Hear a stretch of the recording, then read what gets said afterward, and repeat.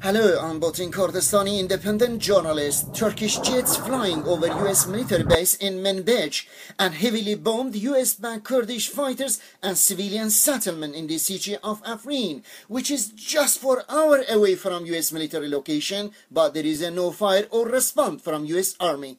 Turkish jets bombed the central city of Afrin and also 22 villages including the town of Rajo and Bilbile in Afrin region, North Syria, which is controlled by US-backed Kurdish fighters.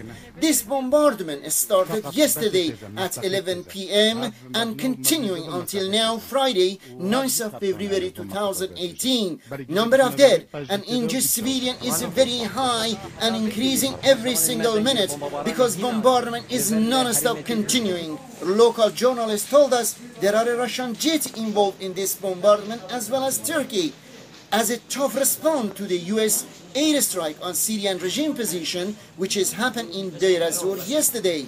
They said Turkey is coordinating with Iran and Russia on the fight against US-backed Kurds, especially Russia and Iran providing military information about the YPG to Turkey. This fresh and heavy bombardment just started soon after Turkish intelligence chief Hakan Fidan met with Russia and Syrian regime at the Russian Tartus airbase in Syria on Wednesday, 7 February 2018. Desperate civilians who are under heavy bombardment calls on US, United Nations and European Union to step in and stop this bombardment as a genocide continuing in this region. Afrin citizen says European country and US use the Kurds for the fight against ISIS in Raqqa. Now all radical terrorist group included Turkey, Iran and Qatar with a green light from Russia crashing Kurds in Syria, and the world is on silent.